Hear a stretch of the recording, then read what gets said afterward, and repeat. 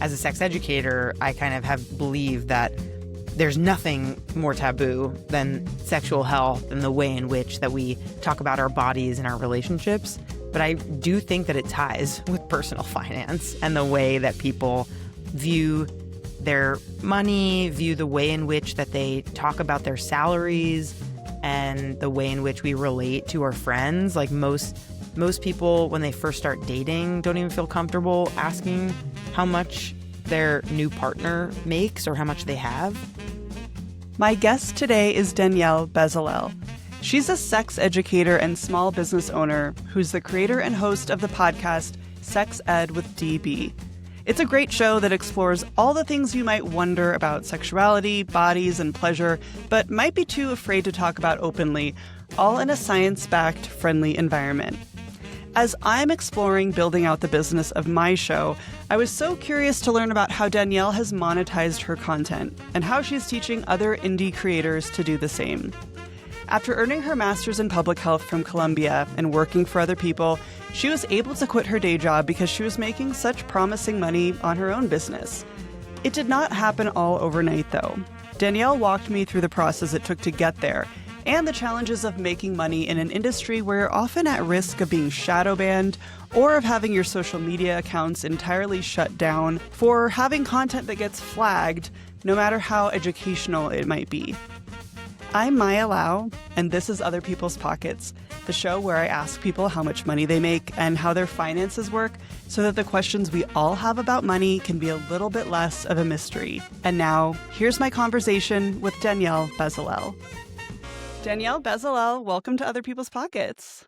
Thank you so much, Maya. I'm so excited to be here. Thanks for having me. Yeah, I'm happy to have you. How are you doing today? Great. Yeah. Feeling energized, excited.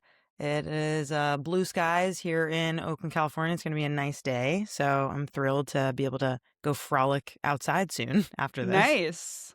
Where am I reaching you exactly? In the Temescal region of Oakland. Okay. And do you have a little room there that you're in that's a specific podcast studio?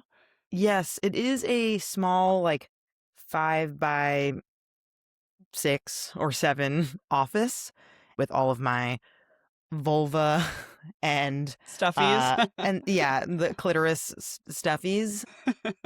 So take me through your background, who you are, and how you wound up as a sex educator. I think it starts when I was younger, when I was little. My mom is now retired. She just retired, but for 30 plus years, she was an OBGYN. And so she would always come home from a long day, from a delivery. And I would always, joke that she would talk placenta over pizza. Like she would always talk about the placenta wouldn't come out and it was a really tough delivery. There was a lot of blood. And me and my brothers were just like, yeah, we get it. Can we just have another slice of cheese, please? And so we, from a very young age, myself and my brothers were very used to talking about reproductive health and hearing my mom tell stories about her patients, anonymously, of course. And it was really then that I got so interested in periods and sexual health. And of course, I was coming of age and was interested in relationships and kissing and all the sexual acts and all the things that people wouldn't talk about. And I found myself being the friend that my friends came to ask for advice and, talk about their issues or problems or worries. And I just loved that feeling of being the chosen one and being the person who my friends were interested in coming to for advice. And then kind of fast forward to college, I really didn't know what I wanted to do. I thought maybe I wanted to be a teacher because I really loved working with kids and I loved babysitting and I loved all of those milestones and seeing kids go through them. And I went to UC Berkeley in California for undergrad. So I ended up studying film and media and minoring in education. And then fast forward a little bit to the year after college, a little backstory on my family. So my dad was born and raised in Afghanistan, and he has 7 brothers and sisters, and we're Afghani Jews. There are, I believe, somewhere around like 10,000 of us in the world today. It's a very small population. And when he was 13, He and his family were religiously persecuted for being Jewish in Afghanistan. They moved to Israel, and he and his siblings mostly grew up there. And he and three of his siblings, three of his brothers, moved to America when they were in their 20s. And then his mom and dad and other siblings stayed behind in Israel. So half of my dad's family still lives in Israel and has been there since the 70s when they moved there from Afghanistan. And so I made the decision to go live in Israel for a year and get to know my grandma and get to know my family and learn Hebrew and teach English there for a year. And my teaching cohort and I went on a field trip to a super religious community for a day in Jerusalem as just part of the programming of teaching abroad. And we got to know like the main Orthodox rabbi there. He was like kind of showing us around. He was talking about his traditions and his customs and his family and kind of what sect of Judaism he is, et cetera, even though everyone in the room was Jewish. So like we were all familiar with what was going on. But then he said something that I have never forgotten to this day, and it's why I am doing this work, which is he mentioned offhand that he had five daughters, and when they reached the age of 18, they would be married off by the matchmaker, and that they wouldn't learn about sex until they had it for the first time on their wedding night, and that everyone hoped that a mitzvah occurred and that she got pregnant that night. And so he kind of said all of this in succession. And I don't know about you, but I was horrified. I was just like, this is terrible. I can't I have some believe, questions. yeah, I can't Yeah. believe this is allowed. This is like human rights violations. At the time, I was 21, turning 22. And so I had like a lot of anger and heat inside of me. There's like a room of like 50 people. And I was the like first one to like raise my hand, shoot up my hand, just to kind of like speak up about this horrificness. And he called on me and I said, some semblance of like, what the hell? um, Basically I said like, what if that's not what they want? What if they're not ready to be mothers? What about their consent? Like what if they don't want to get married so soon? And then he just kind of like waved my concerns off with his hand and he said, that's just how it goes here. Like, next question. So it was that night that I went home and researched public health programs. And I found Columbia's Masters of Public Health with a focus in sexuality and reproductive health and decided that my life's work mission would be To dedicated to, counter that, man. yes, to Have you ever proving sent that guy him wrong. your podcast? I don't think he uses the internet. he he basically mentioned that those girls don't have access to the internet and they only have access to like old books. Can I just say really quick, it's interesting that he could have just said, and our girls in our society, they get married and we hope that they have a kid early on. Like, it's interesting that he said they don't get to learn about sex. Yeah. And the first time they learn about sex is their wedding night. Like, it's just interesting that he felt the need to add that as if Creepy. that was a point Weird of that you say pride, it the like lack that. of sex ed. Yeah, I mean, I think that it's like a furthering of just this idea, in any extreme religion, Judaism included.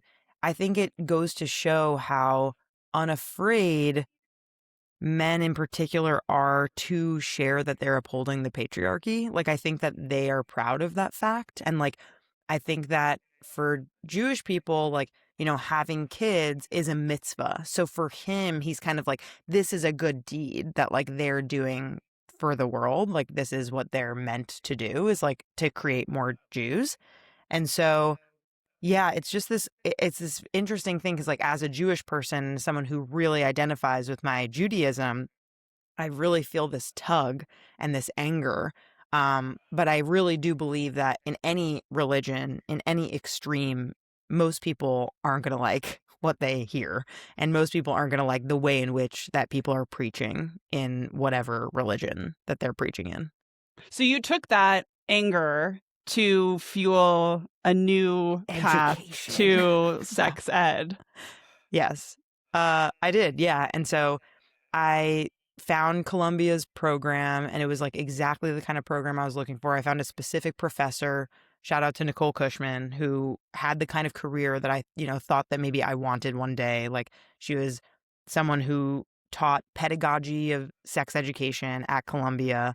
And she was like maybe 5, 10 years older than me. And like, I just knew that she was kind of like the person who I was interested in being similar to. And so, yeah, I applied and found out that I needed 2 years of work experience before going to grad school for this program, and ended up working at a nonprofit doing after school programming for at risk youth in San Francisco for 2 years.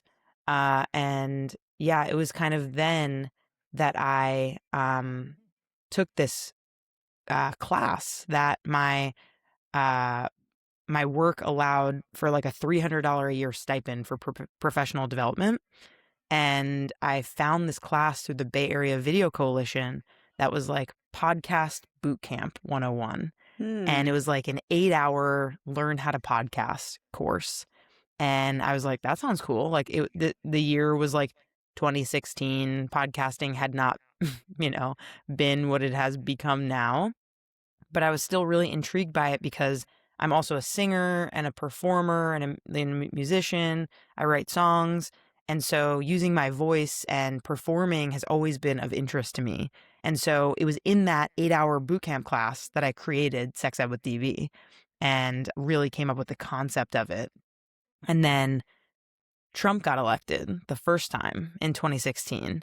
And that made me feel really powerless and sad and frustrated. And I know a lot of my friends at the time, specifically women and queer people, were feeling really scared about their reproductive health and reproductive rights and their queer rights and what that would mean for them. And it felt very much that Sex Ed with DB was a way for me to cope with that. And yeah, I started it 9 years ago this month. Wow. And did you envision it as being a business that could fully sustain you from the beginning? Certainly not. No. How old were you at the time that you started it? I was 24, and I really just saw it as a hobby and a way to enjoy this new medium and something to feel like I was engaging in some sort of activism through this work. And I ended up posting about it on Facebook, which was cool at the time. At the time. And, I made a status that was like, hey, I'm thinking about creating this podcast. Here's the mission. I want to talk to Bay Area natives as we try to revolutionize the way we talk about sex. And I had dozens of comments from friends and family and friends of friends who are like, I know an editor. I know someone who can help you with, recording equipment. I know someone who could help you with financing the thing. I want to talk about content. And so, I, along with 10 volunteers and, my mom basically like helped a lot. And yeah, just created a GoFundMe to buy what we didn't need, which was $700 worth of recording equipment. And then I created the first season and made $0 and had a blast and felt like I was actually doing something to fight back against the misogyny and the sexism that we were seeing in the White House and that we still see. And yeah, that was the beginning of it. And I love what you do because I think even the word sex ed is something we associate with sixth grade or just being in school and they teach you the basics. But really, sex ed is something that adults need too. Adults need continuously. And one of the parallels that I see with my show and personal finance is that both personal finance and sex are something that you're just magically expected to be good at with very little instruction or no instruction. Like, Mm-hmm. if there's anything else in life that you wanted to be good at, like be a really amazing tennis player or be a really good cook, it would be natural to maybe hire a coach or do it in a lot of different settings with a lot of different people with a lot of different ingredients. Like, try it a lot, not just be like, oh yeah, I played tennis against 10 people in my life and that's good enough for me. Like, but yeah, with sex it's like, oh, just we go off into the world and we're just expected to know what we know and be good at it and enjoy it and then not really talk about it publicly too much. And personal Completely. finance is the same way. It's like even less education. Oftentimes we have no personal finance class in school Hmm. and no one really, other than showing you how to use a calculator, no one really teaches you how to do it as an adult. Completely. Yes, I think it's a good parallel, because I totally agree, and I think that they both are almost equally as taboo, which is interesting to think because as a sex educator, I kind of have believed that there's nothing more taboo than sexual health and the way in which that we talk about our bodies and our relationships. But I do think that it ties with personal finance and the way that people view their money, view the way in which that they talk about their salaries and the way in which we relate to our friends. Like most people when they first start dating don't even feel comfortable asking how much their new partner makes or how much they have. And so, yeah, I definitely think there are parallels there. So, in those early years of podcasting, you weren't making money. When did you start to make money, and where were those first dollars from?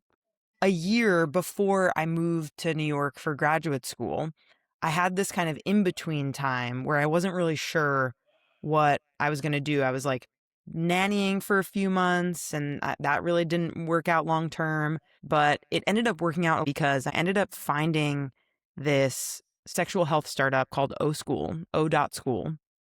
And they were really just starting to build an online platform where sex educators would do kind of like live stream education classes. And that really interested me. And I got connected with the CEO and talked to her about coming on to work, you know, like a contractor basically. Didn't get any benefits, didn't get, any health insurance or anything like that. But I think I was making something like 25 or $27 an hour at that job. And that was like a full time 40-hour a week job. And after I had started working there as like a content and education person, kind of helping them figure out what their website would look like and their social media and, editing some of their past live streams and putting them on the website, things like that. I approached the CEO and I said, how would you like to maybe be the sole sponsor of season 2 of Sex Ed with DB? There's alignment here. We have similar audiences, I'm sure.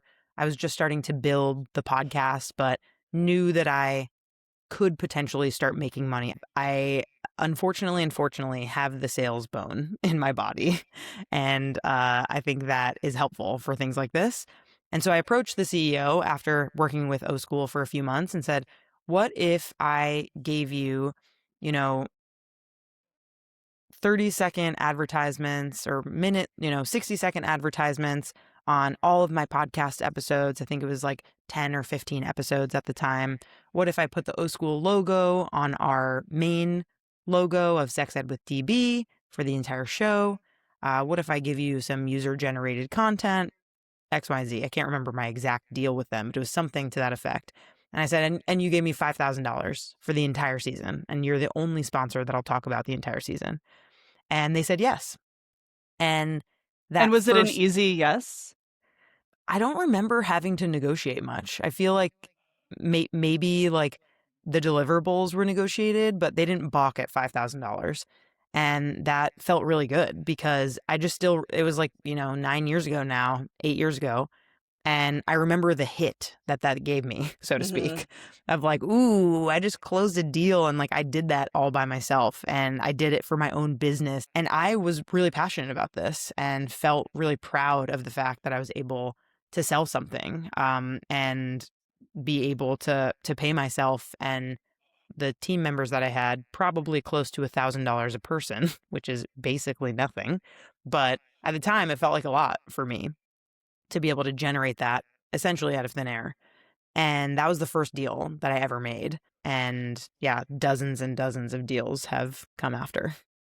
At what point into your show did you start making the kind of money that felt really significant and that felt like there is a world in which I could quit my day job? So 4 years into making the show, by that point, I had been doing it part-time. And then I had started working full-time at what I thought was my dream job. It was at a sex toy company based in Brooklyn. And uh, I think that I can't remember what they offered me for my salary, but it was something like maybe it was 120 or 115. Maybe it was 115K, which for me was like beyond what I had ever made at any job. I was 28 years old, and it was for to be the head of content at this sexual health startup. And I was like, oh my God, this is such a reach. This is a dream job. I have made it. And I ended up being at that job for about 3.5 months. And the whole time, it was like kind of feeling fishy. I was like, I don't think this is good. Like, I kept getting signals that like I wasn't doing the right thing, and it didn't feel like they knew what they were doing, and it just kind of felt like messy. They did a reorg, people got let go, and then lo and behold, I ended up getting let go like 3.5 months into the job. But it really was a blessing in disguise for real, because that's when I started doing sex ed with DB full time. And that was almost 5 years ago. And so I think getting let go from that job really allowed me to bet on myself. And that also was in conjunction with when influencer culture, for better or worse, for in this moment, for better for me, was starting to rise. And where creators online on social media in particular were starting to monetize their platforms if they had large followings. And I had gotten really lucky and had a really wonderful intern named Leslie Lopez. Never forget, she's the best, who worked with me in May 2020 for about 6 months, 6 months to a year. And it was her who was like, we have to get on TikTok. Like, this is the place where people are creating content. And I created a 10-finger challenge of like, put a finger down if your sex ed was X, Y, and Z. Put a finger down if your sex ed didn't cover consent, whatever. And that video went fully viral, and we got like 40,000 followers right off the bat from that video. And so that was the time where I was really able to see like, we have a good following on Instagram. We have a good following on TikTok. I have the podcast. Like, what can I do with this? And that first year that I started doing it was September 2021, was when I first started making some real money. What is real money? I would have to go back and look, but I want to say, I mean, it was definitely like tens of thousands of dollars. Can I go back and check? I literally have a Yeah, spreadsheet that sure. I could look at. Okay, here. September to December 2021. That fall, I made $6,800. And then from podcast ads the following year, from March to July 2022, I made $22,500. So I was kind of like, okay, like something's happening here. Like, I'm Hmm. really able to make some money. And when you got laid off from the sex toy company and then you Mhm. decided to go all in on sex ed with DB, how did you float yourself? Like, were you married? Did you have savings? How did you have a safety net? Great question. So I decided to nanny 15 hours a week. And I said to myself, I'm going to work on sex ed with DB for like 30, 35 hours a week. And at that time, I think I was charging like $33 an hour, because this was like Brooklyn, in 2021. And so that nannying allowed me to pay my portion of the rent. I was living with my now husband, then boyfriend at the time. And I think that like if I needed him to float me, he would have, but it never came to that. Pretty much. I don't think it did at all. Because I was making around $500 a week. And I believe our rent at the time was something like 2,200 a month. So my portion was like $1,000. So I was like bringing in $2,000 a month just from nannying. And so my rent and like my food and my insurance at the time were all covered. So my social ads were when I first got let go, and that was the first fall, and that was $6,500. Then I'm looking at the social ads that I closed from January of that year to mid September of that year, and that was $51,150. Plus the podcast ads that I got, which were $22,500. So 22 plus 51, we're looking at 73, almost 74K. Okay, so almost 74K in the first like calendar year that you were really dedicated to your show. Plus, I have this tab that says other paid projects in 2022. And that was consulting, teaching in the classroom, creating user generated content, doing selling. I had created like a workshop that I would sell the recordings for.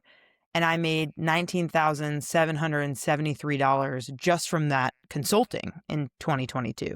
So 70, what did we say? Like 73K plus 20K. Plus I had this is when I started doing long-term partnerships for my business, where I was doing these like 3, 6, 12-month partnerships.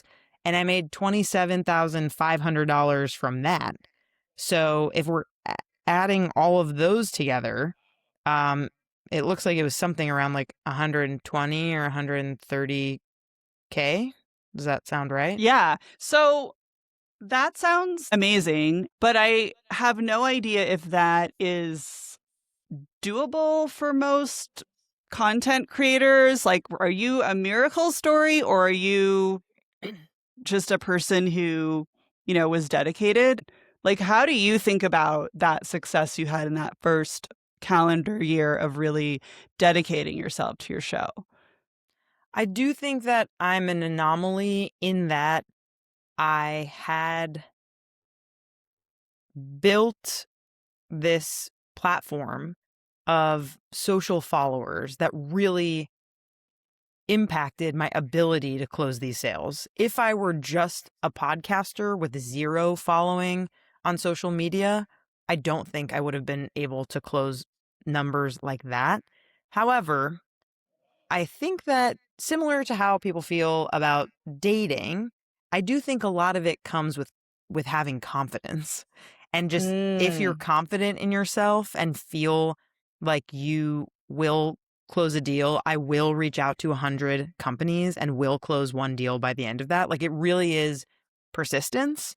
And so I do think that if folks are out there who relate to this idea of being hungry for this kind of work and being excited by another $2,000 check coming in, like very piecemealing your income together, I think that more people can do it than they think. But I do think it does require some level of chutzpah or confidence. Mm-hmm. And it sounds like it really, that significant money came from the social ads. It wasn't the podcast ads or sponsorships.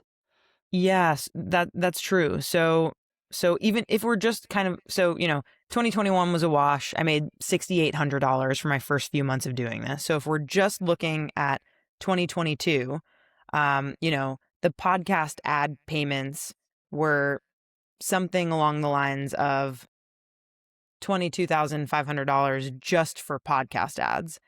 But when I was doing kind of these longer term partnerships where I included podcast ads plus social media, that's when I started to, figure out that eventually I could make real money doing this. But at the time, because social media and influencing were just starting, the social ads were where I was making a bulk of that income. Mm-hmm. So how much money does your business bring in now? So far this year, my business is projected to gross $142,000 roughly.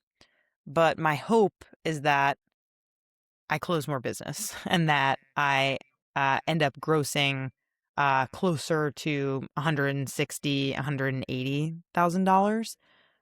There is potential for me this year to gross upwards of $220,000 because of a particular deal that I might Gonna close. That's close. very TBD. This deal feels a little less in my control because it's consulting as a podcast ad strategist with another company. And that to me is something new and something I'm very excited by. And there could be a lot of money in it, but there are no guarantees. And it's definitely going to be a lot of work to do it. Hmm. So let's just say you bring in 200K by the end of this year. How much are your expenses? Like, how much of that is money that you are taking home? So my main expenses are contractors. So people I pay part-time to produce my show, do growth marketing management, do social media content, etc. I'm projected to spend around $20,000 to $25,000 this year on contractors. Paying for health insurance is something that I do through my business. My health insurance is not cheap. It's something like $5,000 a year out of pocket for like subpar Kaiser insurance through Cover California. And then I also pay for my business bookkeeping and taxes, which is something around $4,000, $4,500 a year. In addition to that, software and travel are probably my two next biggest expenses. So my expenses kind of hover between, $35,000 and $50,000 per year, I would say, for this year. I think Hmm. typically in past years, when I haven't been, trying to grow the business as much, my expenses have been closer to like 15 to 30K. Hmm. Yeah. Okay. So yeah, like just theoretically, if you made 200K, then let's just say 50K for expenses, and then there's obviously taxes and everything. So, Right. And my business is an S corp. mhm. So I am an employee of my business and get a salary and am taxed through my business. And then whatever is, left over in excess, um, it's kind of like a convoluted tax thing, but I'm basically taxed through my salary through the business. And then I'm also taxed on the excess income that I have through the business that's not through my salary. There are a lot of advertisers that wouldn't touch sex content or don't kind of want to be associated with that. But you have this niche where you have found sponsors and they like your content. Do you think it's do you think that helps or hurts you? Like, do you think it's better to be in a very specific niche? It's a really good question. It's a little tricky because sexual health companies and sexual health content creators alike are limited in that we can't pay for advertising on typical platforms like Meta, like Reddit, like Google. These companies don't allow sexual health companies to promote their services through advertisements because it is marked as sexual services and it is marked as illegal. Despite that, erectile dysfunction companies have no problem. That's another conversation that we could get into. But anything to do with vulvas, no, big no no. Yeah. Yeah, we're scared. So uh, I kind of serve as the conduit to reach potential consumers and customers and clients with my advertisements that I create through the podcast and through social media. And so is it very tricky for me to also be shadow banned and censored and have my content taken away organically on these platforms? You bet. It's really challenging to be a sex educator anywhere, but especially on the internet. Like when I'm talking about pleasure and when I'm talking about vibrators, I have so much more of a likelihood to get my content removed literally from the platform. And I have many times and And have does it had red. say this was removed? It does. Yeah. If it gets removed and then I get like a flag on my account and then, a warning that my account could be taken away at any time. Like this is real stuff that sexual health educators and sex workers and people on the internet in this field have to deal with and people do get their accounts taken away all the time. However, do I feel lucky that these platforms kind of allow me to create this content and I get paid in order to reach people with advertisements that these companies in sexual health wouldn't be able to reach otherwise. Yes, I do feel really lucky that I'm able to serve as that conduit. You also are, as I see it, de-risking by building part of your business as a B2B, like business to business consulting Right. company for other podcasts and even other big companies with a podcast who want your advice on their monetization strategy. Like, if for some reason you just found it too difficult or annoying to deal with the censorship and all that, you do have this other area of your business that you're growing that is not explicitly sexual anything. It's just you're advising on podcast monetization. Yeah, you should be my agent. Yes, No, you I should be my agent. What's happening? well, you just sold my, my business very well. But yeah, I hear you. And you're right in that I am de-risking, but I think that if I only did, the thing where I was teaching businesses, for example, to figure out their monetization strategy, that wouldn't be as fun. I do love working with indie podcasters, though. It does give me the same excitement to work with independent podcasters because I like teaching them, hey, you should get your money and get your money from these companies. And then them just being able to close a deal is like the best feeling. So, like, Mm, it does feel similar to me being able to teach someone about sexual health content that how they to need to know about orgasm. how to orgasm or STIs or how to get checked or whatever it is, Yeah, compared to teaching indie podcasters, for example, how to close a 4-figure deal. Like that very much, they do kind of equally excite the right. brain. If you could pick sort of an example deal that you have done in terms of how much money you make from it, how long it goes for, what kind of company this is that's paying for a sponsorship on your show or across your socials. What does that look like? What I have honed over the past 5 years of doing this full time is my sponsorship ad package. And essentially, what it is it's a 7-page ad deck that shares exactly who I am, that goes over my highlights, where I've been featured, all about my mission. And then I share who I'm currently working with and also past case studies and what have you. And also a 6-month partnership package that I am currently always trying to sell to new brands. And in that partnership package, it includes a bunch of things. Social media posts, podcast ads, exclusivity, and a bunch of other stuff that brands are really excited by. And I'm currently charging $19,000 for that 6-month package. So it ends up being $3,166.67 per month for the brand. And the kinds of organizations that I'm reaching out to really run the gamut of all things sexual health. So, abortion care companies, birth control companies, period management companies, anything to do with STIs, testing, vaginal microbiome, you name it. I currently am working and have worked with for the past 5 years Uberlube, an incredible silicone lube brand that I That does real not that I have anything to do with the car share app Uber. Correct. They are Okay. completely different entities. But yeah, Uberlube, I like personally use them and I've been so excited to be able to work with them for years. I also work with Magic Wand, like the iconic Magic Wand is one of my brand The sponsors. Cadillac of The vibrators. Cadillac of vibrators, I've worked with them for over 4 years now. I recently started working with a sex toy company called Nancy, and I also work with a company called Happy V. They do pre and probiotics for the vaginal microbiome. And so, yeah, it's like if I'm working with, Uberlube, for example, I'm not reaching out to other lube companies because Uberlube has my exclusivity for the year. I've been working with them for a year contract.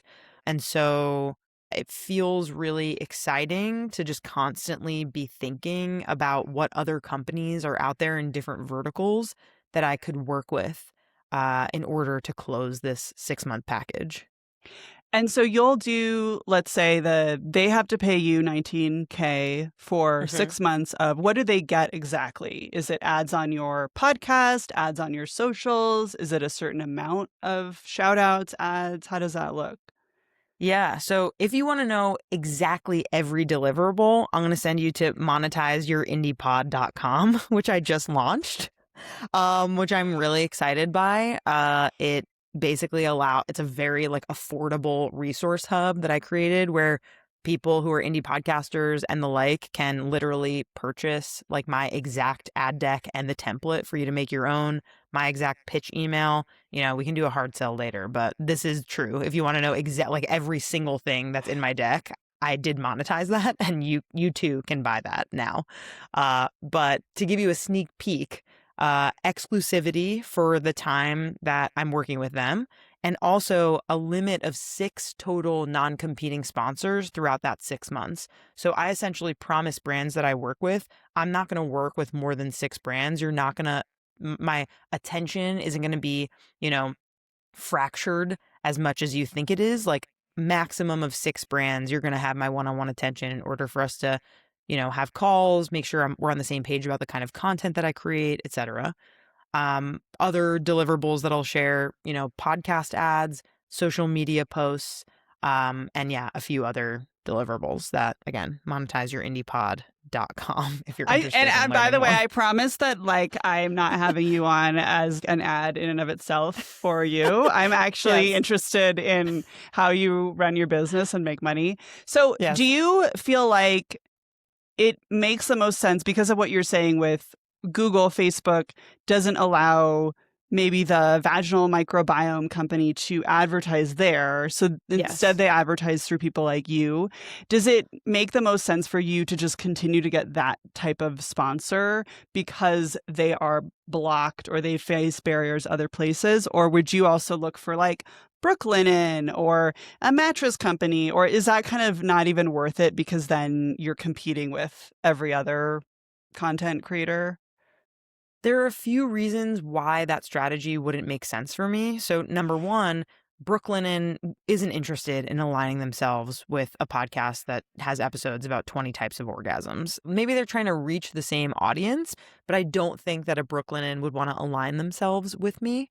And in the same vein, I don't think it would make sense for me to align myself with them because the way that they do their calculations probably for podcast ads is through a CPM model. That means like cost per milli, which literally means like how many dollars am I going to give this podcast based on how many thousands of downloads per episode they have. And my podcast isn't valuable because of the amount of downloads per episode. It's valuable because of my entire package, because I have 120,000 followers across social, because I have baked in, spoiler alert, if you want to see the deck, baked in podcast ads is part of my deck. So that's another way that I add value. Instead of dynamic ad insertion, which is an ad is inserted and then it will go away after a number of impressions, I would not be able to make nearly as much money as I'm making now if I did the typical CPM model. And that's why indie podcasters probably are not making as much money as they want to because they're hearing that the CPM model is the only model. But I am living proof that like if you just kind of make something up and use whatever you have to your advantage, what your newsletter, your platform, if you're really good at in-person events, like there can always be in a non-smarmy way, there can always be an element of monetization if you believe in the brands that you're working with, if you believe in the kind of content you're creating, you can monetize your stuff without going the traditional CPM monetization route. Right. And the CPM route is kind of a race to the bottom of like, all right, so now I'm just supposed to get as many listeners as possible just to make, whatever very small amount per impression. It just seems like it's very low hanging fruit, like not the best way to go about it. And it sounds like what you're saying is you've sort of redefined what value is. Like you're providing the value of you are an expert, your listeners, I assume, like to listen to you. I hope You have all so. these, let's hope. You have all these exclusive deals. Like, the value is not in just sheer numbers. And that's not to say Right. you don't have a big listenership, but it's to say we're not Joe Rogan over here. We're No. what we are, but that's why the people who love us. And that is Hmm. actually more important than just sheer numbers. Exactly. And for indie podcasters listening, or even if you just enjoy listening to this podcast, if you're a podcast listener, most podcasts don't get above, 500 downloads an episode. And that sounds kind of small, but it's really hard to get people to tune in to your podcast consistently and to get those numbers. Sex Ed with DB for a very long time, and still pretty much this is the number, average about 1,200 downloads per episode. And so, if you're looking at that number just by itself, you might think that's not that impressive. However, if you're looking at, you know, the top 10% of podcasters, that's usually the number. Yeah. I mean, that's really good to know that your show to know those numbers and then to know what you're actually making. Because I remember, this is somebody who didn't even know what they were talking about, but I left a job at one point, and my manager said, "Oh, well, what are you going to do? What are you going to go do?" And I said, "Well, I'm developing this podcast, and then I also have some other work, and da da da da." And I remember him saying something like, "Oh, well, podcast, I can't imagine that is going to make very much money." And I was just like, first of all, Thank thank you. you. Super Is that a helpful. helpful comment to make? Like, but yeah, look at you. And so anyway, I feel like it needs to be known that it's possible. But as you're saying, it does take a sales bone, which you said you have, and not everyone has that. And I truly believe anyone can develop that. But I feel like I hear a lot people saying, "Oh, I just hate to be a salesperson. I feel so gross. I can't sell anything to save my life." There's also just a lot of creatives out there who they just want to create their beautiful thing, and then they're like, "Where's the money?" They don't want to have to do the business side. But Right. what do you say to that? Did you have to grow into your business womanhood? I mean, I think that both my parents are very entrepreneurial. My mom ran her own OBGYN practice for over 10 years. My dad owns his own business, and he has for many years. And so I think I just grew up with this idea of, like, if you want to make something happen, like, you can just try and do it. And not for lack of hard work. Like, both my parents really find a lot of value and identity in their work. And I can relate to that, to feeling purpose in my work. And so I do think it's kind of like in my blood, in my bones to be this way. And at the same time, there were so many, like, failed things that I tried in college and other, like, I wanted to make, like, a granola business, and, like, that went nowhere. And, like, I, for a very brief stint in college, had this weird internship where I was trying to get people to rent EV mopeds, like, very strange job, where I was, like, trying to do sales for that. And so I think just having experience doing a few things like that in my youth and in college made me feel, like, excited and prepared to close that first deal with O School when I was 24. And ever since then, truly, like, I can remember the feeling, and that was almost 10 years ago. And each deal that you close makes you that much more confident that you could close the next one. And so it's really just a repetition thing. The biggest mistake that I feel like indie podcasters in particular wanting to make money make is that they think that if they reach out to 5 brands and those brands either say no or don't answer, that, well, they tried. And that's just not enough. Like, you don't have It's a enough numbers data. game. It's a numbers game. And you really have to like put on a different, I call it my sales fedora. Uh-huh. Like, I'm putting on my sales fedora and just like being a silly different version of myself. And like, you set an alarm and you put on the lo-fi beats or like put on Bad Bunny, like whatever pump up music, and you just do it for an hour where you're just cold emailing 50 brands in one day.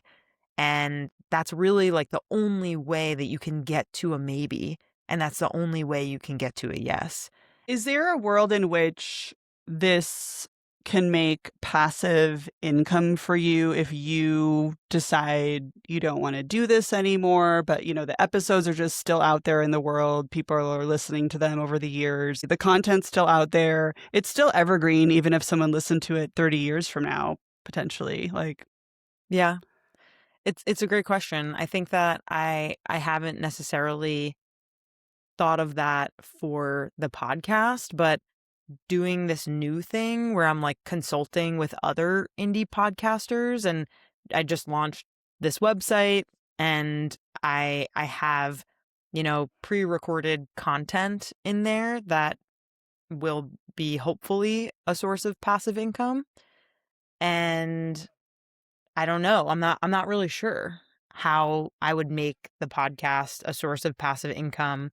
I think the only way I would be able to do it is by reaching out to old brands and saying, X number of years have passed since we first engaged this in this project together, and I will keep your ads in there for the next 5 years if you pay me this fee.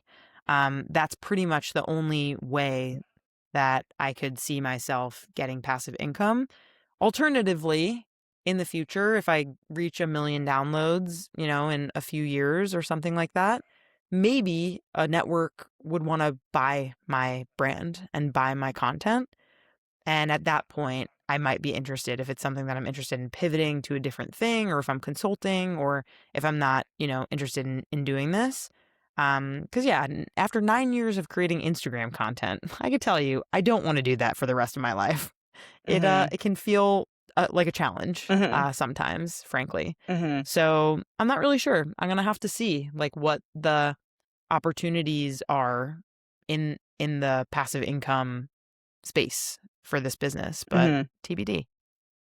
What do you indulge in financially? Mm, food.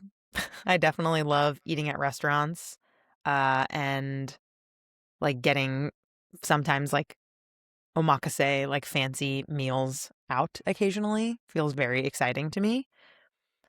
Traveling is a really big one.